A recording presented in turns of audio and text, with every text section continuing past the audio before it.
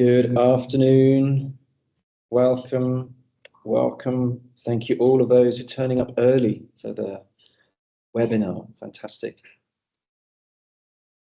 We will begin shortly. We'll just wait for 4 o'clock to come around and give people a chance to join.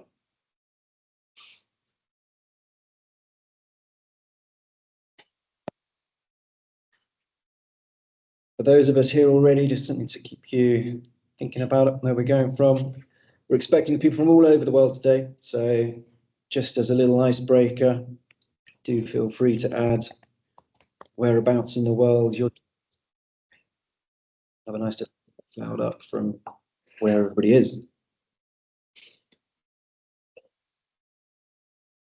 We're joining you from Squalify HQ here in Munich in Germany.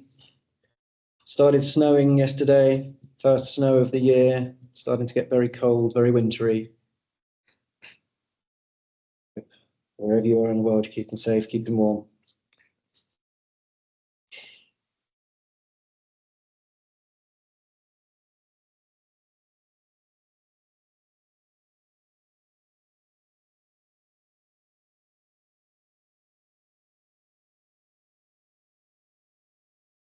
Six people from Germany joining.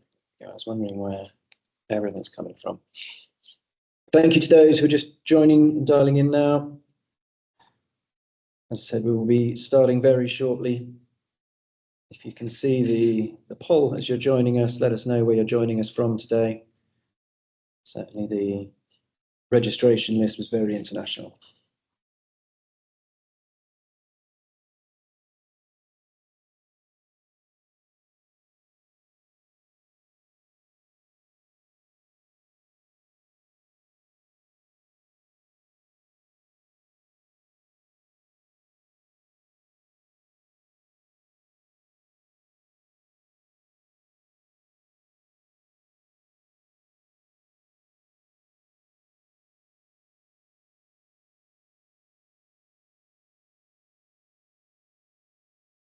Konstantina, man hört noch nichts, oder?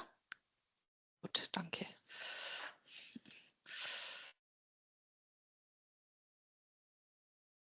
Thank you to those who are joining. We will be starting shortly. Just give it one more minute to give people a chance to join from the previous and join us. Got some guests from Germany, from the UK, from Slovenia, from Spain. Thank you all for joining.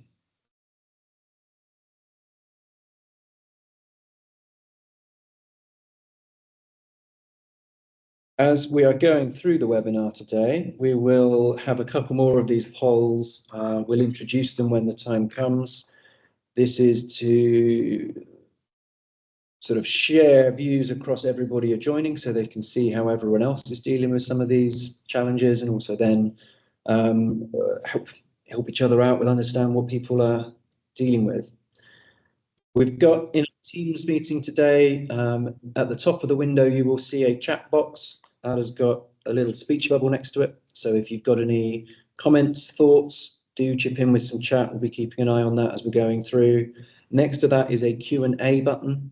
So if you want to raise a question, please do add a question in the Q&A section. We will get to that. We've got a section at the end for questions and answers, but we'll do our best to keep on top of that as we're going through the presentation this afternoon. So I think we're just about ready to start. So let's make a start. Thank you all for joining us this afternoon or this morning, wherever in the world you are.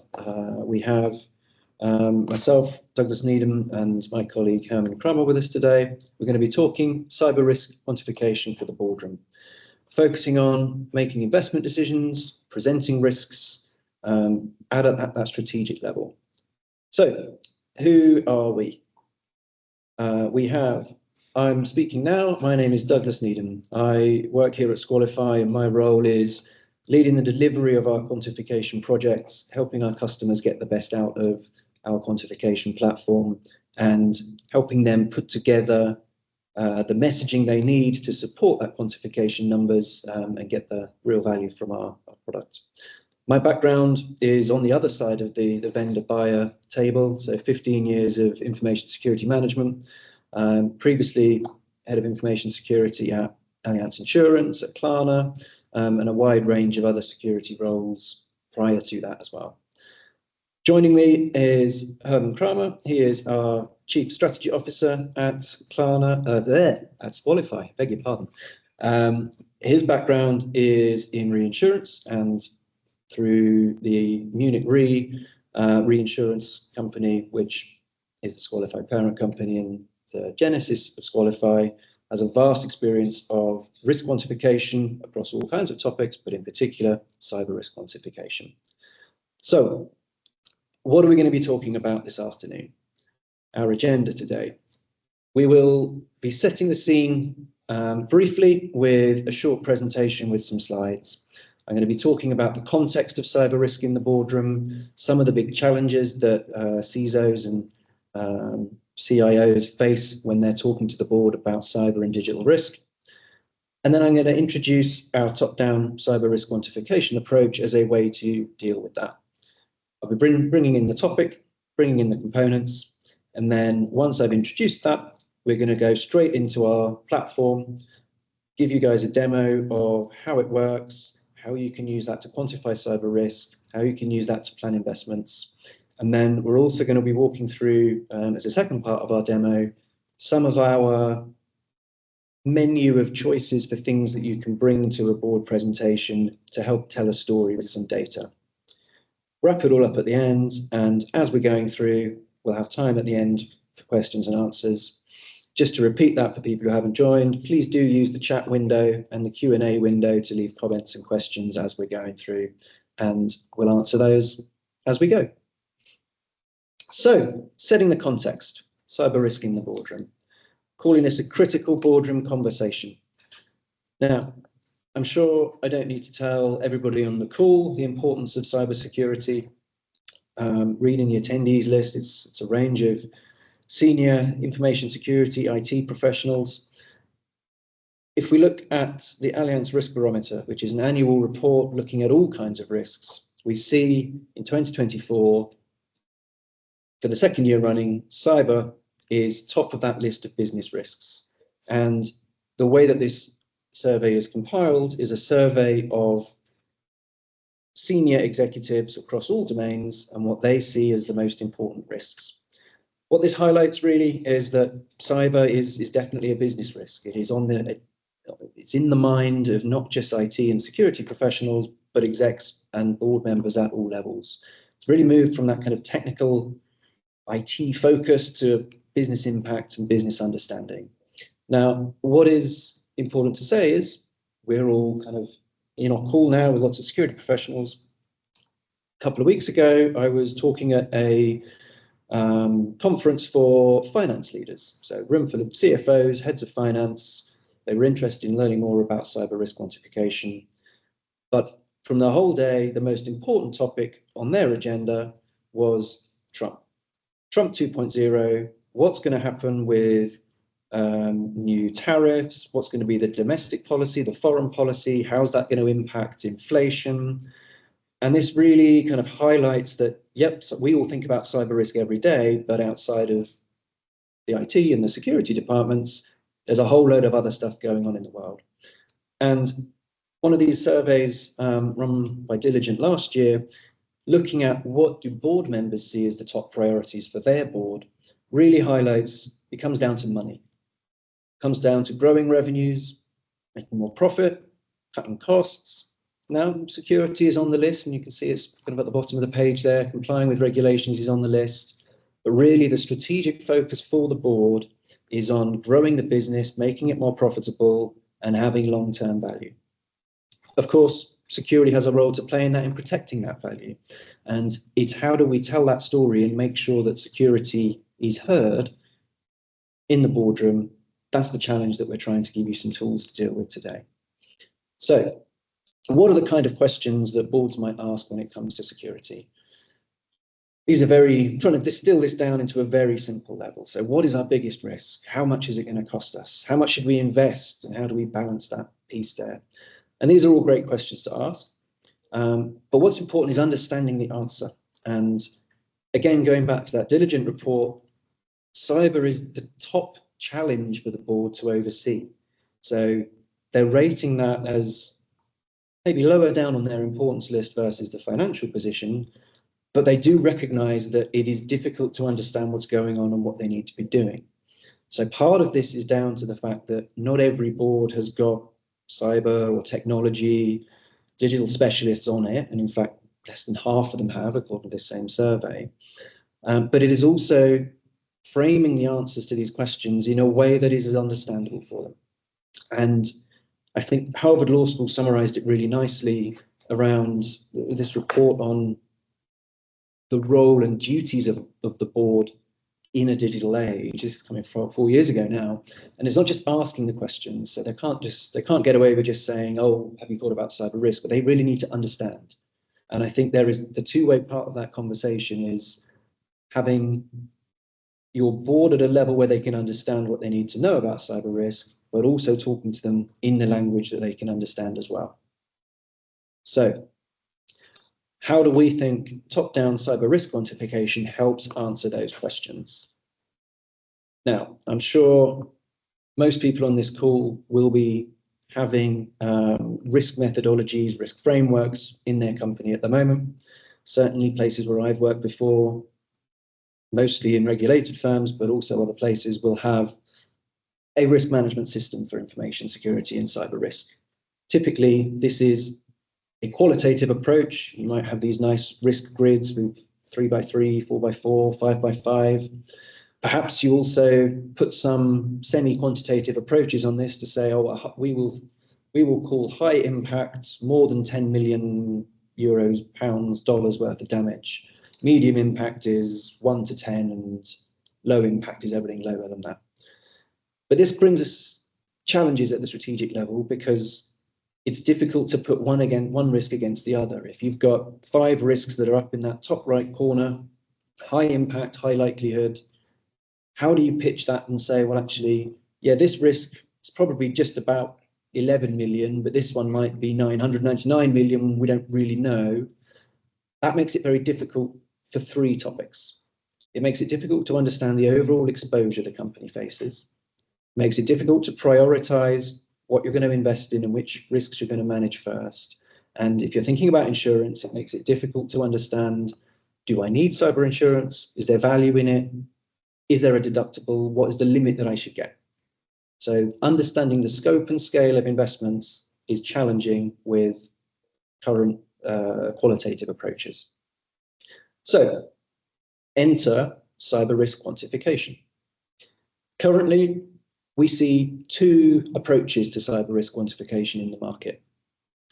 I'll start with the bottom up. This one has been around for a lot longer. So this is the kind of quantification approach where you start with looking at an IT asset, perhaps a system, a collection of assets. What is the quantified, the financial impact of something happening to that system? Typically, this looks at technical threats, very technical focus, but pulling together the big picture from all those individual assessments is quite a challenge. If you've heard of approaches called FAIR, things like that, that really embodies that approach. You've got to make lots of technical assessments. The approach that we're bringing today with Squalify is what we call top-down risk quantification. This is very much strategic-led. This comes from our insurance background, where you don't always have the big picture of what's going on in a company, but you still need to quantify the risk.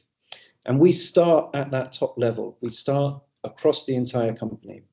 We're focusing on the business consequences of these risks. So we want to know what happens, what you're going to have to pay for, and what then you need to take into account. And the benefit of this is that it gives you that company-wide view straight away. So how does this work and how do we do that? Well, Squalify is a firm that has been born from Munich Re insurance company. Squalify does not provide insurance products. We just provide our risk quantification tools. And the way that we do our risk quantification is we depend on the very detailed and long history of cyber losses, cyber claims from cyber insurance. So you can see here some stats. We've based our quantification approach on over 1 million small cyber insurance claims, over 10,000 large claims, covering a lot of industries, covering a lot of companies. What are the benefits to you from that? Well, it gives you a very quick assessment. You can do with very minimal information, and we'll show that in our platform shortly. You can get outputs in a matter of hours and a full assessment in a matter of days.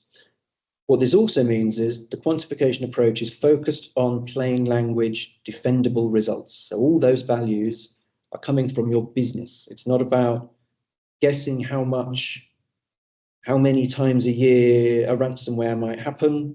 It's not guessing how many times a year a phishing email might be successful, but it is looking at how much things cost, what are you spending money on in an incident, and how it comes together. So how do we build that picture? Within our methodology, you need 3 basic sets of data. So some company data.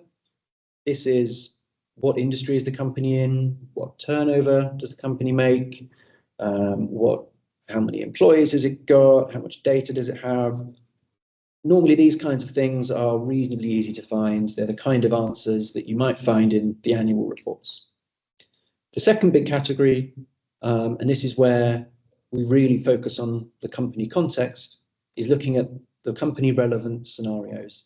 So this is understanding if an event happens at your company, what is the big impact scenario that's going to be? So it might be a personal data breach.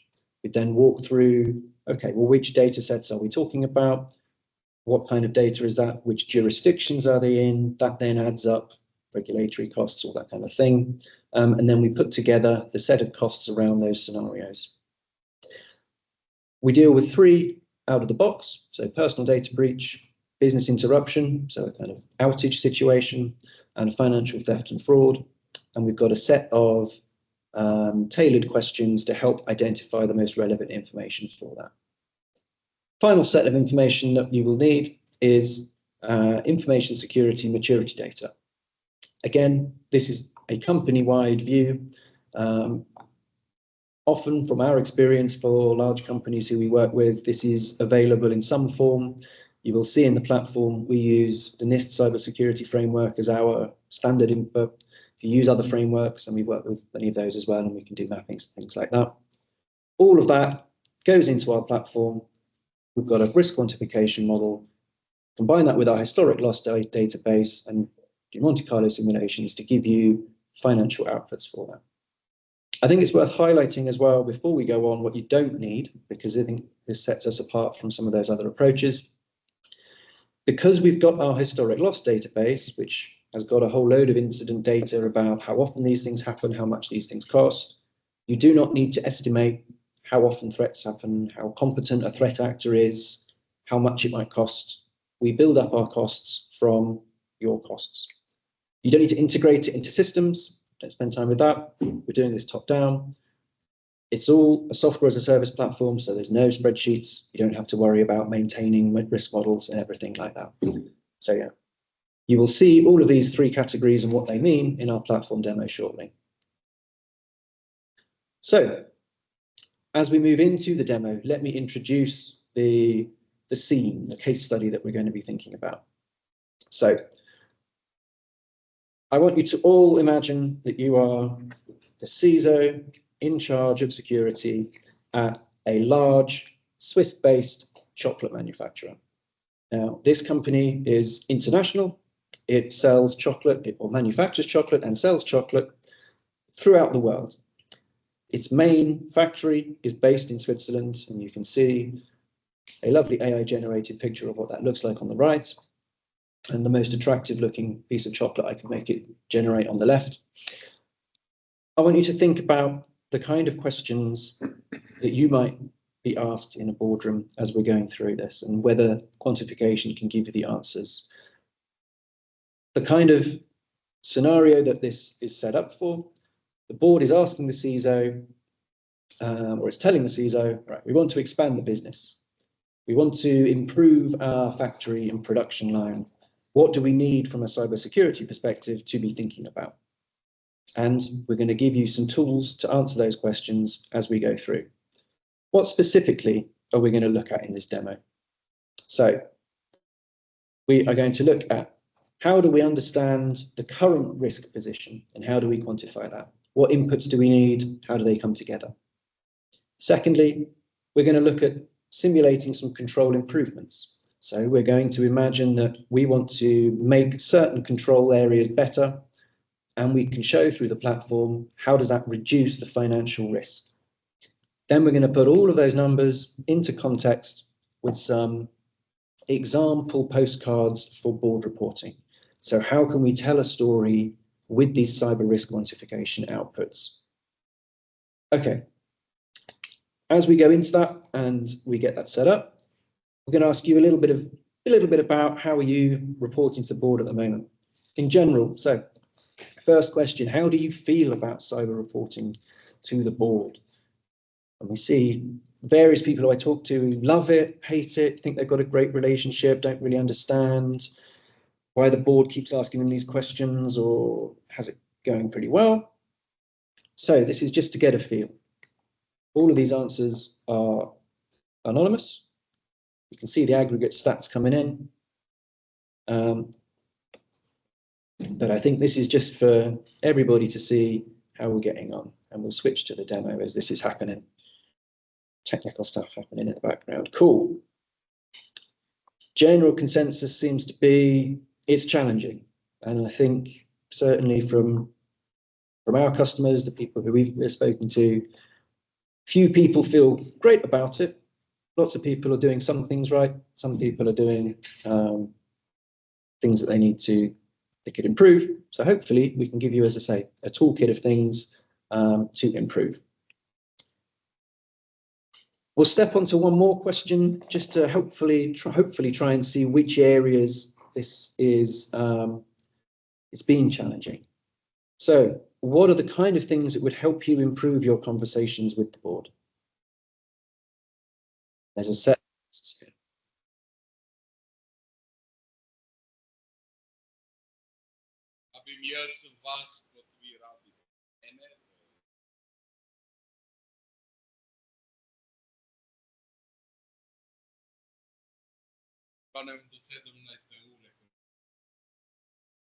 It makes me very happy to see so many people clicking on a clearer understanding of the financial impact of cyber risk.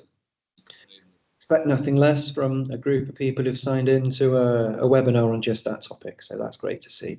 But equally, some people talking deeper understanding of the business strategy, it's always important. Some people talking more risk in general.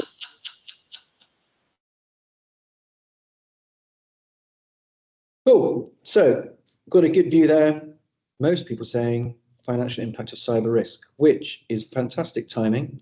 So I will hand you over now to my colleague Herman, who will take you through our platform demo and show you how it all works.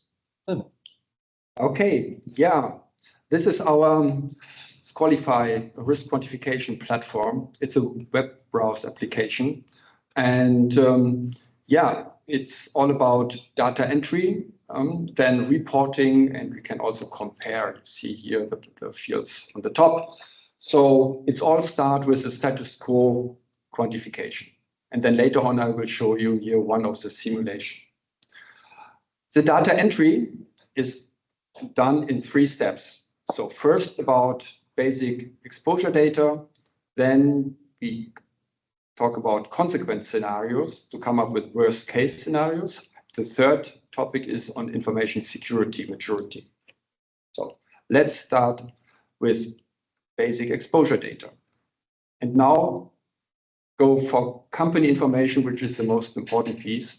And you can see here that most of these information are rather easy to get, right? It's a headquarter, the industry. Yeah, we have the NICE code, one of 130 different industries we can divide. You can put here a certain kind of comments here to make it very specific. Yes, revenue is easy to get from the annual report, also net profit and fixed costs. 5.1 billion. The amount of employees is easy to get. Also, B2B customer here, the project people ask Mr. Jonas from the controlling department to get that number. But most of the other information are really easy to get. Yeah, a little bit tricky might be sometimes the amount of personal identifiable information. Here, this 55 million they receive from Mr. Springley from the Data Privacy Office Department. So I think that is a little bit tricky, but at least here revenue distribution, normally you get it also from an annual report. So we here differentiate between US, EU, and also other notification countries, which is important for the data privacy breach risk. So if you look into that, these are really aggregated data about the company and the company profile. Based on that, yeah, you have calculated some exposure levels, which are preset and can be also adjusted, knowing that you have a more in-depth understanding of the company, you can adjust here the exposure level from very low to very high, depending on your knowledge. And this is then on 7 different criteria for the exposure. Exposure means, yeah, this is an inherent risk without considering how the company is protected. Later on, I will explain that why that is important. Good, that is already the first step, basic exposure data, rather easy to get. The more important piece and more effort relies in the so-called MFL assessment. We call it maximum foreseeable loss. It's all about identifying the worst case scenario for that company. And here I will show you one of the 3 of them, because we differentiate here between 3 scenarios for business interruption, data privacy breach, and financial theft and fraud. Because business interruption is the most important for such a manufacturer. You see here, this project and the people quantifying have identified the most critical scenario, which is that the main production site in Switzerland, in Oerlikon, has an outage of 30 days. And then you are asking about this specific scenario, several questions. So we have a questionnaire, and with a maximum of 4 interviews each 1 hour, you can gather that information for some people within that company. Here, for example, what are here the net profits and the fixed cost here per day? Are stock reserves capacity here for 21 days available? This is reducing the business interruption. What is the recovery time that you can start again, producing again 10 days? These are information many companies have already. They have a business continuity plan built up and are pretty good in estimating these kind of data. You can also ask for alternative production capacity, which is important to reduce the risk, even in a worst case scenario. You see here on incident response, some questions, how many people you have here, or also on data software loss, if you have developed your own software, if that needs to be established, how many days does that take, and how many people do you have for certain costs. So these are all the input data for the business interruption scenario, for the worst case scenario here of that company. You do that also for data privacy breach and financial theft and fraud. This is the most easiest one. But then, you are ready to go for the 3rd step, which is on information security. You can do a shortcut, but normally for full quantification, you go on all controls. And as Douglas has said, we are using here in this platform the NIST, the new NIST framework, but we can use any other standard framework we are using, for example, ISO 27001 or whatever, right? So from your risk assessment you have done, we translate that for all the controls to certain maturity level. And we have here 7 steps from supreme to poor. and we translate, for example, if you have a certain kind of CMMI level, we can translate that to these maturity levels here. So you go through all the controls and put your protection profile into this questionnaire. You can start with what you have. If you have some gaps, you can also make some estimations on them. You can put here some remarks if you are not sure and ask in between. So this is the third step. Yes, and that's it. That's the data input for the status quo quantification. And if you have done that, the result can be computed. So after you have done the quantification, the first output you can see is about the worst case loss. You see here the worst case loss. We always differentiate here in our metrics between the three consequence scenarios. We are thinking about financial consequences. So it's all about differentiating business interruption from data privacy breach and financial theft and fraud. And the overall, the total is then the sum, if in 1 year or in one incident, all three happens at the same time, then this is the total number. And you see here for this chocolate manufacturer, the main risk is coming from business interruption, which is typical of 356 million worst case. Worst case means what happens if almost all your control fail, right? So therefore, there is no control protection level included in this calculation. But this is what we have seen. Board members love that number. Even this is not the full representation, but even if everything goes down, they want to see can they survive that. And so therefore we put that here already in a certain kind of relation to the profit commission comparison. This worst case can be broken down into 7 loss components. And here you see also loss of profit is the dominant one, of course, because that is driving the business interruption. So that is the worst case. If you then take the protection level into account, then we are now coming after the Monte Carlo simulation with the first statistical metrics, which we call modeled large loss. For those of you who are more on the statistical mathematical side, this is value at risk. So here, from the loss expectation curve, we have selected 4 most interesting data points on per recurrence period or probability.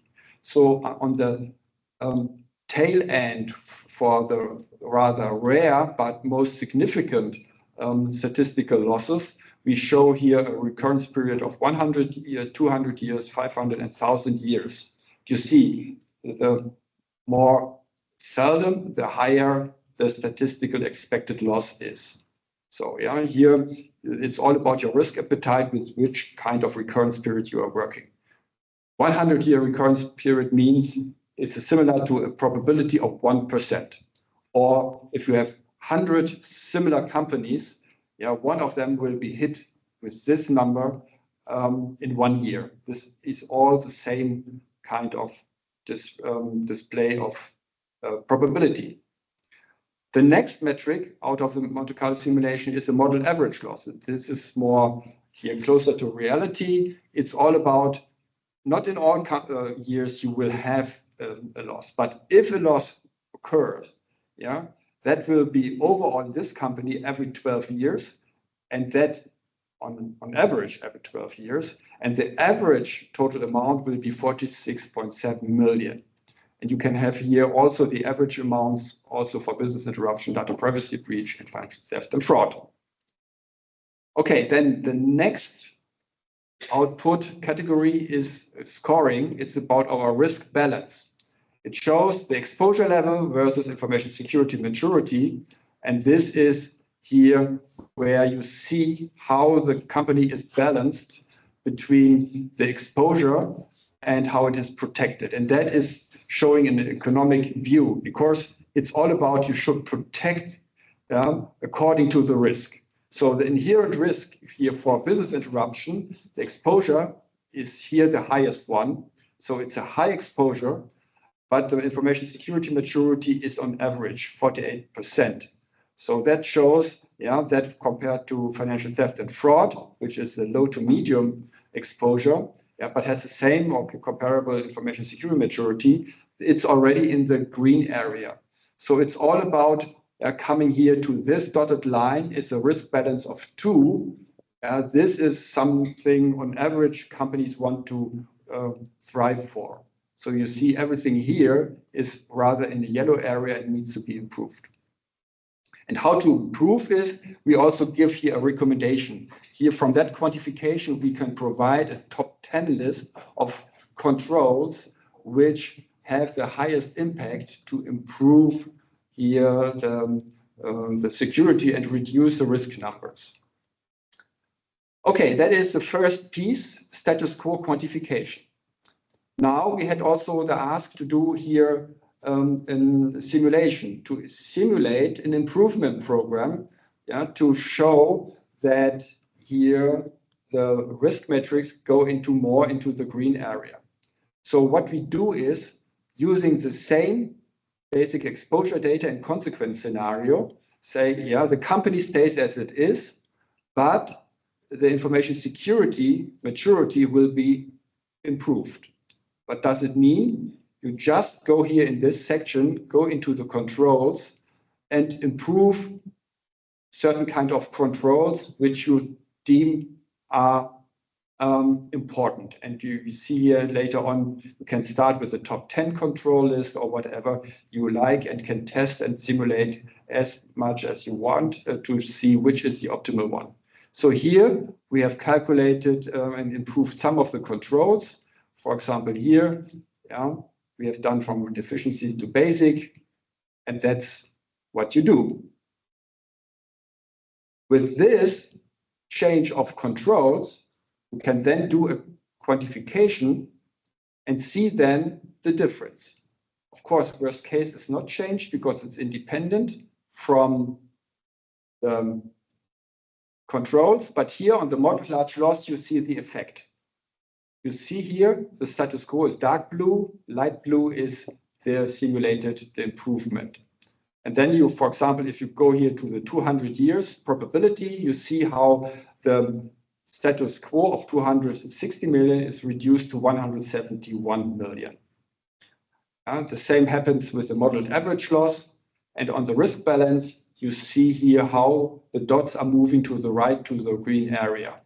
From business interruption, you have 3, status quo, and after here improvement, the risk balance will improve to 2.4.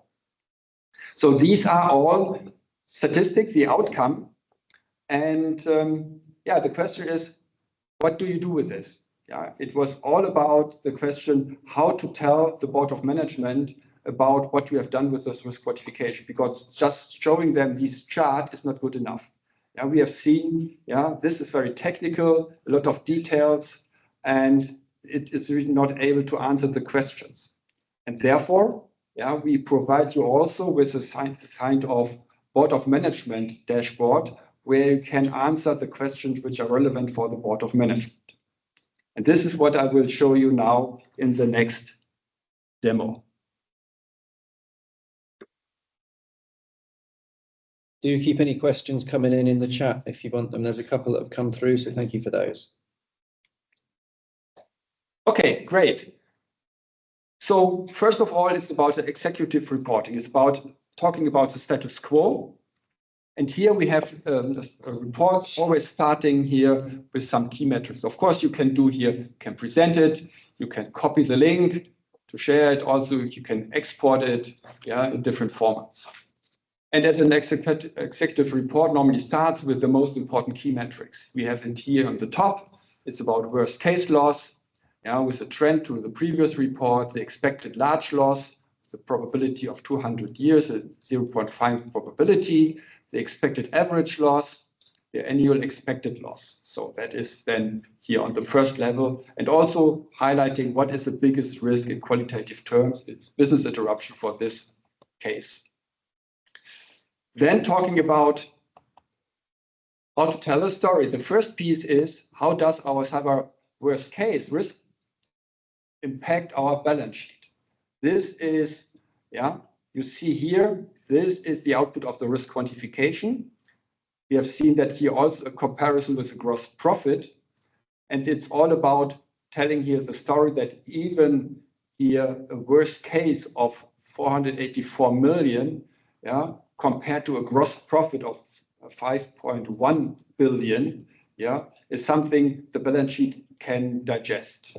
So therefore, the overall story is here to explain, yes, we have a business interruption scenario as a biggest risk. Yeah, it's all about our Oerlikon main production in Switzerland, and the interruption assumption is 30 days for this facility. But this amount, the message is, would not have a significant impact of our balance sheet. This is the first message. Then go to the next one. Also a little bit of deep dive about the loss components, and show here also how the worst case is distributed here. If somebody is asking about, yeah, and then you can show your loss of profit is the dominant piece. The next question is then about how does our current expected cyber loss potential fit to our risk appetite? This is important. And then you see here, we use our value at risk, the expected large loss with a probability of 200 years. Yeah, this is the result of our risk quantification, and put it into a business context. And this is what we have done here. Yeah, many companies have a so-called risk limit approval scale. They say, okay, if a risk stays within below 400 million at this company, then everything is green, no escalation is needed. But if here a risk metrics like the overall expected loss of 260 million would go above 400 million, then it needs approval by the executive board, by the board of management. And if it even goes beyond 600 million, then the board of directors or supervisory board needs to get an approval from. You also have the option, yeah, and here we have seen this company has a US subsidiary, which probably need to make here also a reporting on a material incident. And here they put a threshold and said, okay, 1/3 of the dividend payout, it's 500 million, is for us a threshold. And if an overall loss would go beyond that exposure of 500 million, we need to report to the SEC. You see here, this is the one mean to combine the risk quantification result in the language of the company. It's all about risk reporting and the duty of the board of management. So the message here is, with 260 million expected loss, yeah, we are in the green area and no escalation is needed. You also can put this overall expected loss into context with other balance sheet numbers. For example, here with the dividend payout of the last year, the dividend payout for that company was 1.5 billion, and comparing the 260 million, it also says clearly, yes, it has an impact, but the ability to pay a dividend is only marginally impacted. This is also something CFOs really love to have. You can also change here the benchmark metric. Yeah, instead of dividend payout, you can go, for example, for EBITDA. Yeah, and here you can enter the EBITDA and look here and see 2.5 billion EBITDA profit, yeah, compared is also something the balance sheet can digest, or the P&L can digest easily. So, and you can also change here to all other metrics you like to compare your result with. The next question is, how are we protected compared to our different exposures? This is a very popular question, benchmarking. Yeah? All the board members really want to see how do we stand compared to our peers. And what you can see here, we have plotted the risk results of the company here, which have been calculated with the industry average. And the industry average is here also in this square matrix plotted into the same graph. And what you can see here is, and what is then also here explained in the inside bottom is, what you can then tell the story to the board of management, that of course business interruption has the highest exposure, and second is ransomware. And all in all, we are better protected, but also with a higher exposure, we are still not really in the green area. If you want to put that also in another context, then you can put also some company target. Yeah, for example, for the most important risk of business interruption, the company has decided to get for a risk balance of 1.9 from 3.0 currently. So if you see here, the business interruption is 3.0 currently, the industry average is 2.7, it's a little bit better, and they have decided to go for a target of 1.9, really well in the green area. So that is the target. And later on, we can see also how they want to achieve that. The other benchmarking is to put here the company, the global group, here, this manufacturer, into 3 different concrete industry peers. And here also you see how the company is compared with, and see that they are similar in here, different kind of exposures, but also differently protected, but all are in the more yellow area. And yeah, all of them should be more in the green area, but this company especially has the highest need to improve compared to their 3 peers, main peers. Good. Then, if you want to improve, you have seen the long list of NIST. This is much too detailed. Yeah, for board members, we suggest to consolidate it, and here NIST allows for a grouping, for an aggregation of the 6 chapters of NIST 2. So govern, identify, protect, detect, respond, and recover. And what is shown here is the status quo of the protection level, and also the target set by the company. And you see here then the gap between status quo and target. And you have seen here the company has set a higher target for detect, respond, and recover. And they believe they have a biggest gap in detection. Yeah. And all in all, after or in an incident, they need to be much better than in the status quo. So therefore, the suggestion is to go for a stronger focus on the resilience chapters, which are detect, respond, and recover. And this is a nice chart, easy to understand also for board members, which is not too technical to understand where to go in future. Then the next interesting question for board members is a certain kind of group view, how different entities are contributing to the group level. And here this company has quantification done also in addition to the global group for 3 regional departments or entities. Region 1, EMEA, Latin America, and APAC. So and then you see here on the risk balance chart for ransomware as an example, how the different entities have improved and contributed here to the orange line, which is the global aggregated one for the group.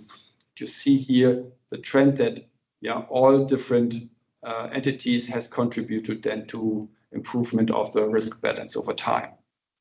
That is also something board members like to see, trending development over time. Of course, this cybersecurity, you all know, is a marathon and not a one time effort. Okay, next view here in trending is also another view more on metrics. It's about here as an example for 200 years expected large loss. We selected here most important risk of business interruption. And what you can see here is how the modeled large loss are going down over the last 6 quarters. Yeah, now ending up here to the latest number of 230 million. And also compare it that the most critical region, which is APAC, also to show that they have done also a good job in reducing their risk numbers in financial terms. Another way is also to be more flexible, we offer here also a kind of report where you can put different risk metrics here into context and compare different entities, the group one and also the main regions. And yeah, here we have chosen the exposure level, the risk balance, the worst case loss, the 200 years large loss overall, and the business interruption one. And then you can see and what is done. So this is all about status quo. Only a very quick view about also the simulation, because that was also asked.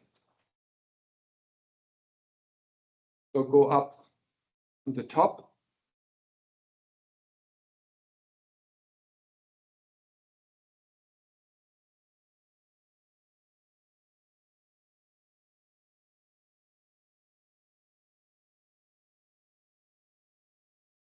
Okay, here. Sorry for this. Now we have here the budget approval request. And again, it was about the simulation. Here it was entered this improvement program has a cost of 35 million.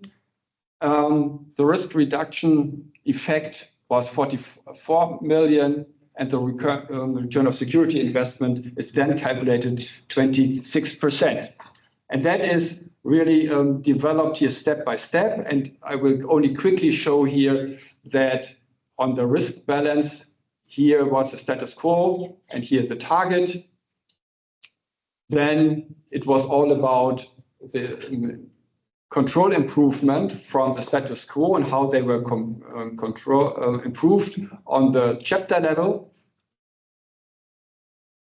And then after the quantification is done, you can see here how the bubble for business interruption and all the others have been improved, the status quo versus improved, and how to see also what is the target. The target was set for 2 years. So the message here is, okay, the business interruption is good underway, halfway to the target. And also then the expected large loss. Now to see here how the numbers have decreased. You see here a copy from the risk quantification report. You remember 260 million overall for the 200 years recurrence period, reduced to 172. So what does it mean for ROSI? Of course, this is the risk reduction effect. The risk reduction effect is the difference between the status quo and the improvement. And then you set that into context with the cost. So the risk reduction is 44 million and the investment budget, the costs are 35 million. And with the ROSI calculation, yeah, the formula is here, you get that return of security investment of positive 26%. And that is the message where you can be very convincing to the board of management in financial terms that you can prove this investment is worth the money. Okay, that in a very quick, and then later on we can send you over this report that you can go more in details and see and review it by yourself. And for any other questions, we are happy to answer them today or also later. Good. Then I'm done with the demo. Thank you. So we've had quite a few questions coming through in the chat and in the Q&A. Please do, we've got 5 more minutes, so please do keep adding those. Just to read out those if you haven't seen them already. So do you disclose model parameters if someone's, or do you disclose the model / parameters if someone subscribes? Yes, so the model is very well documented. We can share the description of the methodology and the mathematics under NDA with those who subscribe. Another question, what data do we need to feed? So we spoke about that earlier on. Talk about the basic company data, the scenario-specific questions, and security maturity. And then, can you demonstrate success of recommended controls by control improved? Yes, you can use the simulation feature for exactly that, and you can change any number of controls. You can also, if you want, define a really big simulation with large investment, a smaller simulation with smaller investment. So when the question inevitably comes, well, you've asked for 30 million, what if we gave you 20 million, or whatever numbers, you can answer that. They very rarely say, what if we give you more money? And then the final question already from the chat, how relevant is HQ considering operations might be outsourced to a third company? So we capture the HQ in the basic company information. This sets the scene for a lot of regulatory topics, but as part of the scenario planning, you can, it's important to identify which places are required. So more questions coming through. Do you integrate cyber insurance into the mitigation measures? So you could use this to see what kind of potential losses you might face from a cyber attack. You can use this to then have a discussion with a cyber insurer or a broker to see how that plays into account. That risk transfer is one of your risk management options. Mitigation via improving things yourself is another idea. You could, if you have cyber insurance, incorporate that into broader reporting, and it's one of our ideas on the roadmap to see if we would consider that in the platform. But at the moment, not in the platform, but certainly something you need to think about. Have I answered all the questions that have come in? One more in the chat. How frequently is data updated for new threats and attack vectors? So the threat landscape is monitored all the time. We make regular model updates. So the model updates include not only considering the threats, but also other wider parameters such as regulatory outlooks, how significant are things like data protection fines happening throughout the world. I would say as well, our focus from a top-down perspective is looking at what are the consequences. So part of that takes into account these things these different threats, new threats might cause these incidents, but the outcome may be similar. So if a deep fake persuades somebody to transfer money from them to a fake account, that outcome is the same. And so it's understanding how much that might cost and what that might mean. Obviously, then slightly different things to think about from a training perspective, from those kind of stuff. We'll go there.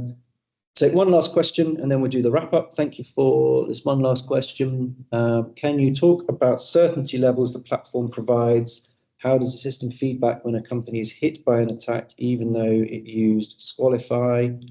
How does that influence the model?